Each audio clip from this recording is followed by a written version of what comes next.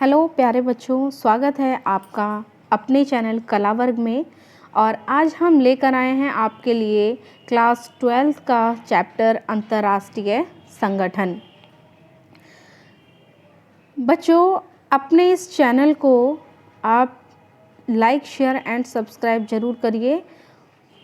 हमारा जो ये चैनल है ये आपके लिए बिल्कुल फ्री है। यहाँ आपके लिए एजुकेशनल वीडियोस बनाई जाती हैं और इस चैनल की वीडियो देखने के लिए आपको किसी प्रकार का कोई भी चार्ज नहीं देना है। ये आपकी हेल्प के लिए है, ये उन बच्चों की हेल्प के लिए हैं जो बच्चे पढ़ाई में कमज़ोर हैं और पढ़ना चाहते हैं, मेहनत करना चाहते हैं, लेकिन उनके लिए कोई प्लेटफॉर्म नहीं मिल पा रहा है। तो हमने ये वीडियो अपने उन बच्चों के लिए बनाई है। चलिए बच्चों, अब हम अपना चैप्टर स्टार्ट करते हैं। सबसे पहले अंतर्राष्ट्रीय संगठन का हम परिचय पढ़ लेते हैं। इस अध्याय में हम सोवियत संघ के बिखरने के बाद अंतर्राष्ट्रीय संगठनों की भूमिका के बारे में पढ़ेंगे। हम देखेंगे कि एक उभरते हुए विश्व में नई चुनौतियों का सामना करने के लिए अंतर्राष्ट्रीय संगठनों के पुनर्निर्माण की बातें हो रही थी। इन्हीं चुनौतियों में एक थी अमेरिका की शक्ति का बढ़ना। सुधार की प्रक्रियाओं और उनकी कठिनाइयों की एक मिसाल संयुक्त राष्ट्र संघ की सुरक्षा परिषद में होने वाला बदलाव है। संयुक्त राष्ट्र संघ में भारत का जुड़ाव और सुरक्षा परिषद के सुधारों को लेकर उसका विशेष दृष्टिकोण अपने आप में जानकारी का एक अहम विषय है। इस अध्याय का अंत इस सवाल से किया गया है कि क्या संयुक्त राष्ट्र संघ ऐसे विश्व में कोई भूमिका निभा सकता है जिसमें किसी एक महाशक्ति का दबदबा हो। इस अध्याय में महत्वपूर्ण भूमिका निभाने वाले कुछ अंतर्राष्ट्रीय संगठनों की भी चर्चा की गई है। और सबसे पहले अंतर्राष्ट्रीय संगठन की बात आ गई है तो संयुक्त राष्ट्र संघ हमारा वैश्विक स्तर का अंतर्राष्ट्रीय संगठन है और इस संगठन की स्थापना द्वितीय विश्व युद्ध के बाद की गई थी। संयुक्त राष्ट्र संघ की स्थापना दूसरे विश्व युद्ध के बाद की गई थी। और ये देखिए, इसका जो प्रतीक चिन्ह है संयुक्त राष्ट्र संघ का, इसमें दुनिया का नक्शा बना हुआ है और इसके चारों तरफ जैतून की पत्तियां हैं। ये पत्तियां विश्व शांति की ओर संकेत करती है। ये झंडा, ये जो संयुक्त राष्ट्र संघ का प्रतीक चिन्ह है, आप इसका ध्यान रखिएगा। अभी जो एग्ज़ाम हुआ था आपका SC1 का, उसमें चित्र भी आया था संयुक्त राष्ट्र संघ का। यही झंडे वाला चित्र, यही आया था प्रतीक चिन्ह वाला चित्र, और पूछा गया था कि ये कौन से संगठन का झंडा है। चलिए, हमारा जो अगला पॉइंट है, हमें अंतर्राष्ट्रीय संगठन क्यों चाहिए। देखो, जैसे हम अपने देश को चलाने के लिए हमें एक सरकार की आवश्यकता होती है, इसी तरीके से पूरे संसार की विश्व राजनीति के लिए महसूस किया गया कि कोई ना कोई अंतर्राष्ट्रीय संगठन जरूर होना चाहिए जो अंतर्राष्ट्रीय स्तर पर नियमों और कायदे कानूनों को बना सके, उनको लागू करवा सके और विश्व के जो देश हैं जहाँ पर विभिन्न प्रकार की समस्याएं हैं, उन समस्याओं का समाधान करा सके। तो जो संयुक्त राष्ट्र संघ की स्थापना का मुख्य उद्देश्य था वो था विश्व में होने वाले तीसरे विश्व युद्ध को रोकना। और अगर हम देखें तो यह अपने इस उद्देश्य में सफल रहा है। इससे पहले प्रथम विश्व युद्ध के बाद स्थापना की गई थी राष्ट्र संघ की। राष्ट्र संघ को लीग ऑफ नेशन के नाम से भी जाना जाता है और राष्ट्र संघ अपने उद्देश्यों को प्राप्त करने में असफल रहा। उसका मुख्य उद्देश्य था दूसरे विश्व युद्ध को रोकना, लेकिन वो दूसरे विश्व युद्ध को नहीं रोक पाया और कहीं ना कहीं किसी न किसी कमजोरी का शिकार रहा। और उसके बाद दूसरा विश्व युद्ध हो गया। उसके बाद एक और मजबूत संगठन की स्थापना का प्रयास किया गया और लीग ऑफ नेशंस के उत्तराधिकारी के रूप में संयुक्त राष्ट्र संघ की स्थापना 24 अक्टूबर 1945 को की गई। चलिए, अब हम देखते हैं हमें अंतर्राष्ट्रीय संगठन क्यों चाहिए। एक और इस तरह की कार्टून और टिप्पणियाँ हैं, तो दूसरी ओर हम पाते हैं कि संयुक्त राष्ट्र संघ को आज की दुनिया का सबसे महत्वपूर्ण अंतर्राष्ट्रीय संगठन माना जाता है। अमूमन यूएन कहे जाने वाले इस संगठन को विश्व भर में बहुत से लोग एक अनिवार्य संगठन मानते हैं। यह संगठन उनकी नज़र में शांति और प्रगति के प्रति मानवता की आशा का प्रतीक है। हमें संयुक्त राष्ट्र संघ जैसे संगठनों की ज़रूरत क्यों है? आइए यहाँ ऐसे दो लोगों के विचार पढ़ते हैं जिन्हें इस संगठन के कामकाज की अंदरूनी जानकारी है।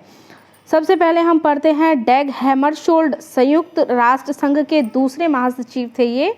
इनकी टिप्पणी पढ़ते हैं। ये कहते हैं कि संयुक्त राष्ट्र संघ का गठन मानवता को स्वर्ग पहुंचाने के लिए नहीं बल्कि उसे नरक से बचाने के लिए हुआ है।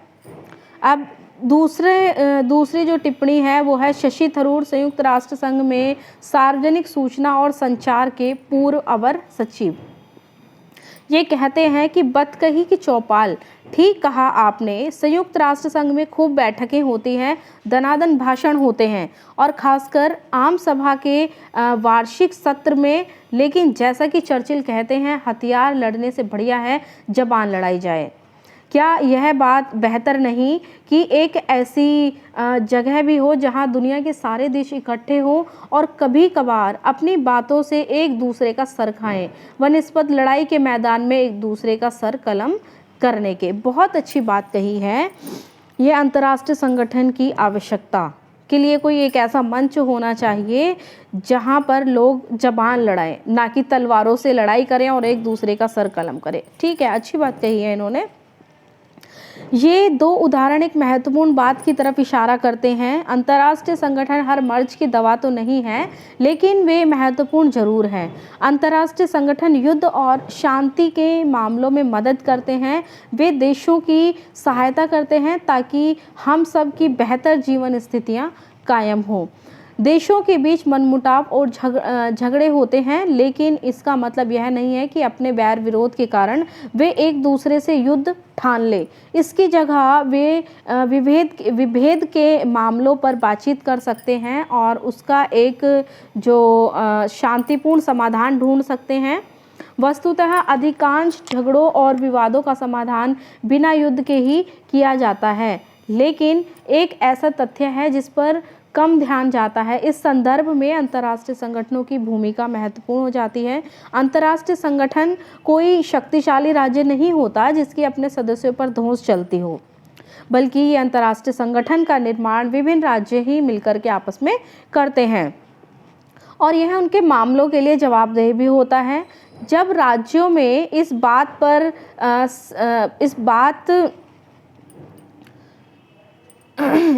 पर सहमति होती है कि कोई अंतर्राष्ट्रीय संगठन बनाना चाहिए, तभी ऐसे संगठन कायम होते हैं। एक बार इनका निर्माण हो जाए तो ये समस्याओं के शांतिपूर्ण समाधान में सदस्य देशों की मदद करते हैं। अंतर्राष्ट्रीय संगठन एक और तरीके से मददगार होते हैं। राष्ट्रों के सामने अक्सर कुछ काम ऐसे आ जाते हैं जिनको साथ मिलकर ही करना होता है। कुछ मसले इतने चुनौतीपूर्ण होते हैं कि उनसे तभी निपटा जा सकता है जब सभी साथ मिलकर के काम करें। इसकी एक मिसाल तो बीमारी ही है। कुछ रोगों को तभी खत्म किया जा सकता है जब विश्व का हर देश अपनी आबादी को टीके लगवाने में सहयोग करे। देखो, 2020 से 21 भी हो गया है और 22 भी आ गया है। हम एक बहुत भयंकर बीमारी, एक भयंकर महामारी की चपेट में जो पूरा संसार आ गया था। अगर सभी देश मिलकर के, सभी लोगों ने मिलकर के, सभी देशों ने मिलकर के आपस में सहयोग ना किया होता तो शायद किसी न किसी लेवल पे अगर हम ये भी कह सकते हैं कि बहुत बदतर स्थिति हो जाती। लेकिन हमने देखा कि स्थितियां बहुत बदतर थी। कोरोना महामारी से जो पूरा विश्व है वो आज भी जूझ रहा है। हालांकि इसके जो वैक्सीन भी आ गई है, लेकिन लोग आपस में सहयोग कर रहे हैं, सभी देश आपस में सहयोग कर रहे हैं, तभी हम इस भयंकर बीमारी, इस भयंकर महामारी की चपेट में आने से बच पाए हैं। हमारी सरकारें योगदान दे रही है, मुफ्त में टीकाकरण करवा रही है और लोगों का सहयोग है कि वो टीका लगवाने के लिए जा रहे हैं, वैक्सीन लेने के लिए जा रहे हैं। तो अगर हम देखें तो वास्तव में बहुत सारी चीज़ें ऐसी हैं जिन पर लोग एक साथ मिलकर के यदि काम नहीं करेंगे और देश पे एक साथ मिलकर के काम नहीं करेंगे तो हम उन समस्याओं का समाधान नहीं निकाल पाएंगे। हम ग्लोबल वार्मिंग और उसके प्रभावों का ही उदाहरण ले लेते हैं। वातावरण में ग्रीन हाउस गैसों के बढ़ने से तापमान बढ़ रहा है।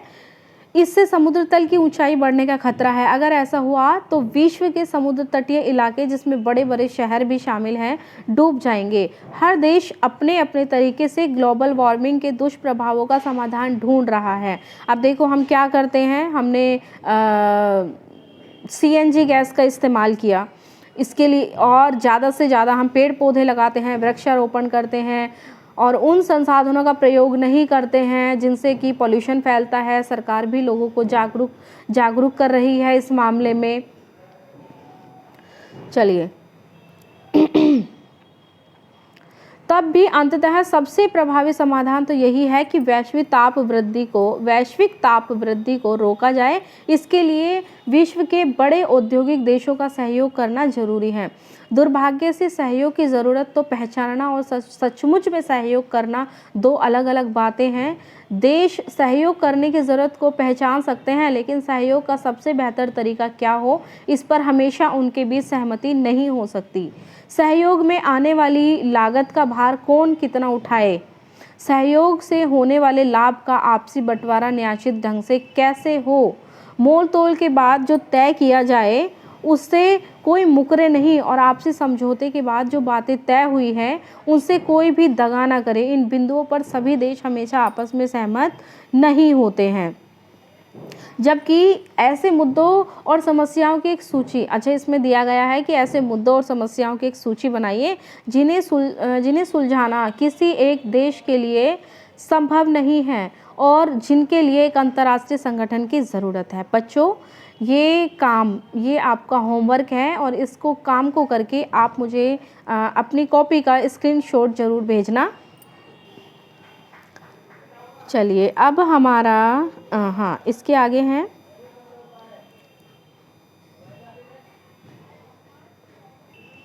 एक अंतर्राष्ट्रीय संगठन सहयोग करने के उपाय और सूचनाएं जुटाने में मदद कर सकता है। ऐसा संगठन नियमों और नौकरशाही की एक रूपरेखा दे सकता है ताकि सदस्यों को यह विश्वास हो कि आने वाली लागत में सबकी समुचित साझेदारी होगी, लाभ का बंटवारा न्यायोचित ढंग से होगा और कोई सदस्य एक बार समझौते में शामिल हो जाता है तो वह इस समझौते के नियमों और शर्तों का पालन करेगा। शीत युद्ध के अंत के बाद अब संयुक्त राष्ट्र संघ थोड़ी अलग भूमिका निभा सकता है। हम ऐसा अनुभव कर सकते हैं कि अमेरिका और उसके खेमे के देश विजेता बनकर उभरे। हम ऐसा अनुमान कर सकते हैं अमेरिका और उसके खेमे के देश विजेता बनकर उभरे हैं। ऐसे में बहुत से लोगों और सरकारों को इस बात की चिंता सता रही है कि अमेरिका की अगुवाई में पश्चिम देश इतने ताकतवर हो जाएंगे कि उनकी इच्छाओं आकांक्षाओं पर लगाम कसना असंभव होगा। क्या संयुक्त राष्ट्र संघ अमेरिका के साथ संवाद और चर्चा में मददगार हो सकते हैं और क्या यह संगठन अमेरिकी सरकार की ताकत पर अंकुश लगा सकता है? इन सवालों का उत्तर हम अध्याय के अंत में खोजेंगे। चलिए देखते हैं। अब जो हमारा अगला पॉइंट है वो है संयुक्त राष्ट्र संघ का विकास। मैंने आपको बताया था बच्चों कि जो संयुक्त राष्ट्र संघ की स्थापना हुई थी वो दूसरे विश्व युद्ध के बाद हुई थी 24 अक्टूबर 1945 को। इसीलिए 24 अक्टूबर का जो दिन होता है उसको संयुक्त राष्ट्र दिवस के रूप में मनाया जाता है। चलिए संयुक्त राष्ट्र संघ का विकास। पहले विश्व युद्ध में दुनिया को इस बात के लिए जगाया कि झगड़ों से निपटारे के लिए एक अंतर्राष्ट्रीय संगठन बनाने का प्रयास किया जाना चाहिए। इसके परिणाम स्वरूप लीग ऑफ नेशंस का जन्म हुआ। शुरुआती सफलताओं के बावजूद यह संगठन दूसरा विश्व युद्ध ना रोक सका। मैं आपको ये बातें पहले बता चुकी हूँ। पहले की तुलना में इस महायुद्ध में कहीं ज़्यादा लोग मारे गए और घायल हुए। अब आप एक पॉइंट नोट करिए अपनी कॉपी में कि प्रथम विश्व युद्ध के बाद अंतर्राष्ट्रीय संगठन के रूप में लीग ऑफ नेशंस का जन्म हुआ, लीग ऑफ नेशंस की स्थापना की गई, लेकिन वह असफल रहा और दूसरा विश्व युद्ध हो गया। लीग ऑफ नेशंस का जो उद्देश्य था, लीग ऑफ नेशंस का उद्देश्य द्वितीय विश्व युद्ध को रोकना था, लेकिन यह संगठन असफल रहा, और विश्व में दूसरा युद्ध छिड़ गया। फिर दूसरे विश्व युद्ध के बाद इस संगठन के उत्तराधिकारी के रूप में, दूसरे विश्व युद्ध के बाद लीग ऑफ नेशंस के उत्तराधिकारी के रूप में संयुक्त राष्ट्र संघ की स्थापना की गई 24 अक्टूबर 1945 को। ये डेट आपको याद रखनी है, 24 अक्टूबर 1945 को। और नेक्स्ट पॉइंट लिखिए, संयुक्त राष्ट्र संघ का मुख्य उद्देश्य, संयुक्त राष्ट्र संघ का मुख्य उद्देश्य विश्व में होने वाले तीसरे विश्व युद्ध को रोकना, या हम इसको लिख सकते हैं तीसरे विश्व युद्ध को रोकना। आप यही लिखिए, तीसरे विश्व युद्ध को रोकना और आपसी सहयोग को बढ़ावा देना, ये संयुक्त राष्ट्र संघ का मुख्य उद्देश्य है।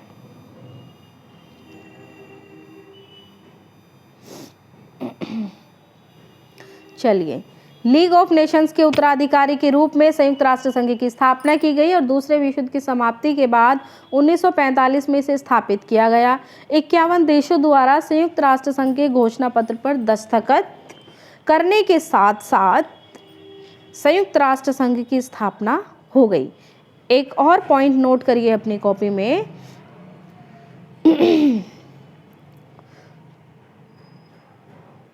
51 देशों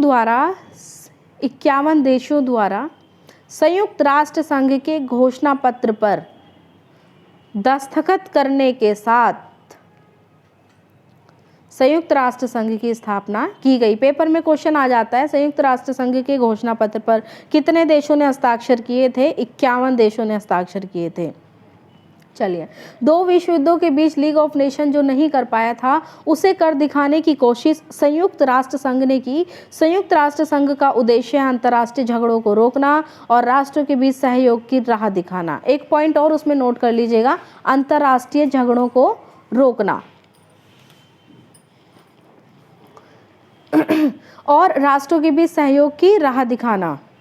इसकी स्थापना के पीछे यह आशा काम कर रही थी कि यह संगठन विभिन्न देशों के बीच जारी ऐसे झगड़ों को रोकने का काम करेगा जो आगे चलकर युद्ध का रूप ले सकते हैं, और अगर युद्ध छिड़ जाए तो शत्रुता के दायरे को सीमित करने का काम करेगा। इसके अलावा चूंकि झगड़े अक्सर सामाजिक आर्थिक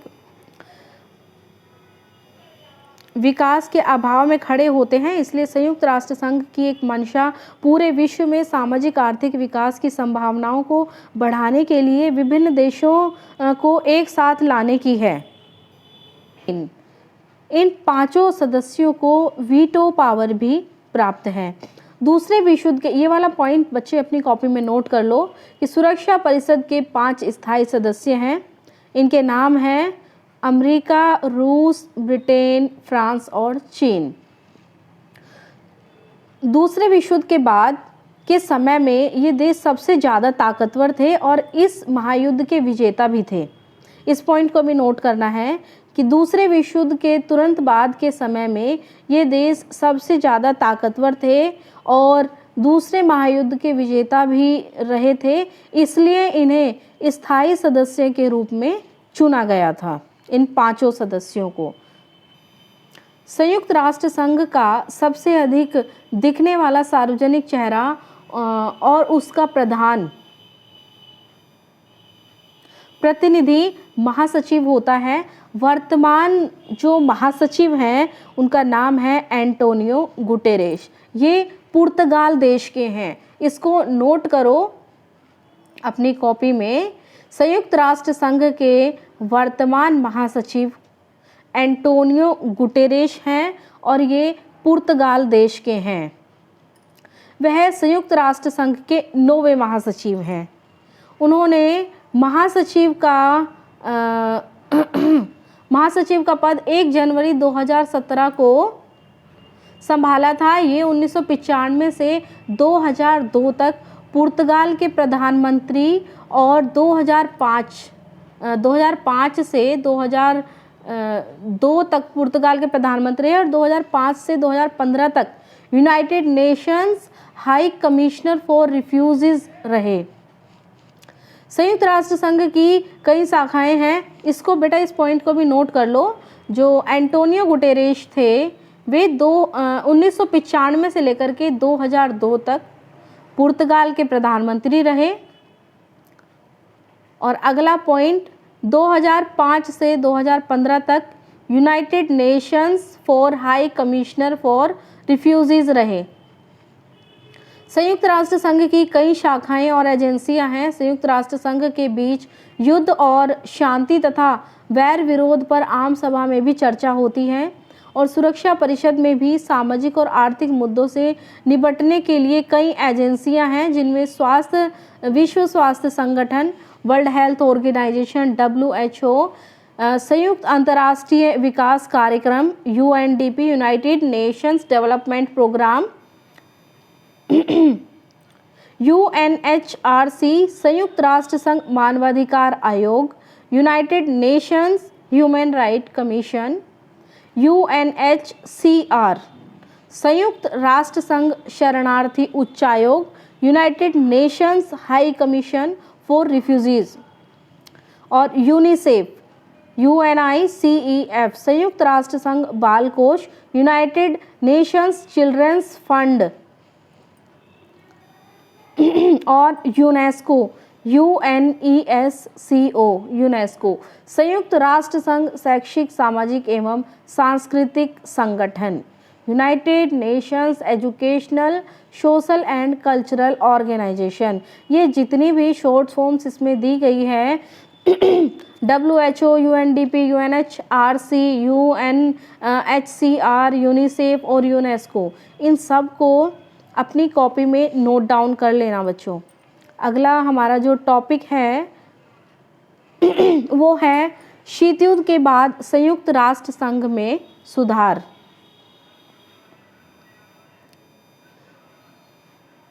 शीत युद्ध 1991 में समाप्त हो गया था। सोवियत संघ के विघटन के बाद ही बदलते परिवेश में ज़रूरतों को पूरा करने के लिए किसी भी संगठन में सुधार और विकास करना लाजमी है। संयुक्त राष्ट्र संघ भी इसका अपवाद नहीं है। हाल के वर्षों में इस वैश्विक संस्था में सुधार की मांग करते हुए आवाज़ें उठी हैं। बहरहाल सुधारों की प्रकृति के बारे में कोई स्पष्ट राय और सहमति नहीं बन पाई है।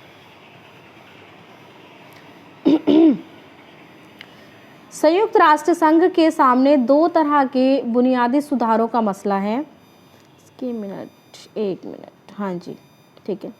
संयुक्त राष्ट्र संघ के सामने दो तरह के बुनियादी सुधारों का मसला है। एक तो यह है कि इस संगठन की बनावट और इसकी प्रक्रियाओं में सुधार किया जाए। दूसरे, इस संगठन के न्यायाधिकार में आने वाले मुद्दों की समीक्षा की जाए। लगभग सभी देश सहमत हैं कि दोनों ही तरह के ये सुधार जरूरी हैं। देशों के बीच में सहमति इस बात पर नहीं है कि इसके लिए दरअसल ठीक करना क्या है, कैसे करना है और कब करना है। बनावट और प्रक्रियाओं में सुधार के अंतर्गत सबसे बड़ी बहस सुरक्षा परिषद के कामकाज को लेकर है। इस पॉइंट को अपनी कॉपी में नोट डाउन करो जो मैं अब बोल रही हूँ। सबसे पहला तो संयुक्त राष्ट्र संघ के सामने दो तरह के बुनियादी सुधारों का मसला है। नंबर 1, संगठन की बनावट और इसकी प्रक्रिया में सुधार किया जाए। नंबर 2, संगठन के न्यायाधिकार में आने वाले मुद्दों की समीक्षा की जाए। इन पर लगभग सभी देश आपस में सहमत है, लेकिन काम करने के तरीके पर कोई सहमत नहीं है। ठीक है। बनावट और प्रक्रियाओं में सुधार के अंतर्गत सबसे बड़ी बहस सुरक्षा परिषद के कामकाज को लेकर के हैं। इससे जुड़ी हुई मांग यह है कि सुरक्षा परिषद में स्थायी और अस्थायी सदस्यों की संख्या बढ़ाई जाए। ये भी एक पॉइंट नोट करो अपनी कॉपी में कि सुरक्षा परिषद में स्थायी और अस्थायी सदस्यों की संख्या बढ़ाई जाए ताकि समकालीन विश्व राजनीति की वास्तविकताओं की इस संगठन में बेहतर नुमाइंदगी हो सके। खास तौर से एशिया, अफ्रीका और दक्षिण अमेरिका के ज़्यादा देशों को सुरक्षा परिषद में सदस्यता देने की बात उठ रही है। अगला है, इसके अतिरिक्त अमेरिका और पश्चिमी देश संयुक्त राष्ट्र संघ के बजट से जुड़ी प्रक्रियाओं और इसके प्रशासन में सुधार चाहते हैं। जहाँ तक संयुक्त राष्ट्र संघ में किन्हीं मुद्दों को ज़्यादा प्राथमिकता देने अथवा उन्हें संयुक्त राष्ट्र संघ के न्यायाधिकार में लाने का सवाल है, तो कुछ देश और विशेषज्ञ चाहते हैं कि यह संगठन शांति और सुरक्षा से जुड़े मिशनों में ज़्यादा प्रभावकारी अथवा बड़ी भूमिकाएं निभाए, जबकि औरों की इच्छा है कि यह संगठन अपने को विकास तथा मानवीय भलाई के कामों तक ही सीमित रखे। ये मानवीय भलाई के काम क्या क्या हैं? यह स्वास्थ्य, शिक्षा, पर्यावरण, जनसंख्या, मानवाधिकार, लिंगगत न्याय और सामाजिक न्याय। इसके बाद है, आइए हम दोनों ही किस्म के सुधारों पर नज़र दौड़ाएं। इस चर्चा में हम ज़्यादा जोर ढांचागत और प्रक्रियागत सुधार पर देंगे। चलिए पहुंच जाते हैं। संयुक्त राष्ट्र संघ की स्थापना दूसरे विश्व युद्ध के तत्काल बाद सन 1945 में हुई थी। इस महायुद्ध के बाद विश्व राजनीति की जो सच्चाइयाँ थी उसी के अनुरूप इसका गठन हुआ और इसके कामकाज के तत्कालीन विश्व राजनीति की वास्तविकताएं झलकती थी। शीत युद्ध के बाद ये सच्चाइयां बदल गई हैं। 1991 से आए बदलावों में से कुछ बदलाव निम्नलिखित हैं। इसको अपनी कॉपी में आप हेडिंग बना लीजिए। शीत युद्ध के बाद 1991 से आए विश्व राजनीति में बदलाव। अब इसमें नोट करिए, सोवियत संघ बिखर गया, first point. Second point, America सबसे ज़्यादा ताकतवर देश है, ये आप इसमें से नोट करते रहिए। थर्ड पॉइंट है, सोवियत संघ के उत्तराधिकारी राज्य रूस और अमेरिका के बीच अब संबंध कहीं ज़्यादा सहयोगात्मक हैं। फोर्थ पॉइंट है, चीन बड़ी तेज़ी से एक महाशक्ति के रूप में उभर रहा है। भारत भी तेज़ी से इस दिशा में अग्रसर है। एशिया की अर्थव्यवस्था अप्रत्याशित दर से तरक्की कर रही है। अगला पॉइंट है, अनेक नए देश संयुक्त राष्ट्र संघ में शामिल हुए हैं। और नेक्स्ट पॉइंट है, विश्व के सामने चुनौतियों की एक पूरी कड़ी है। अब इसमें क्या है, जनसंहार, गृह युद्ध, जातीय संघर्ष, आतंकवाद, परमाणविक प्रसार, जलवायु में बदलाव, पर्यावरण की हानि, महामारी मौजूद है। और ऐसी दशा में जब शीत युद्ध का अंत हो रहा था तो विश्व के सामने सवाल था कि क्या संयुक्त राष्ट्र संघ का होना पर्याप्त है? जो कुछ करना ज़रूरी है, क्या उसे करने में संयुक्त राष्ट्र संघ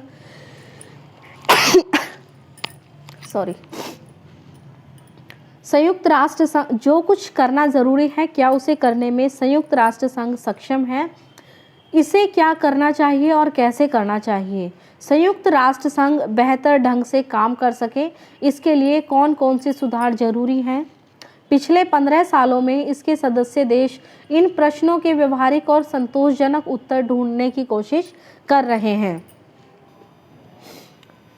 अब हमारा जो नेक्स्ट पॉइंट है, प्रक्रियाओं और ढांचे में सुधार।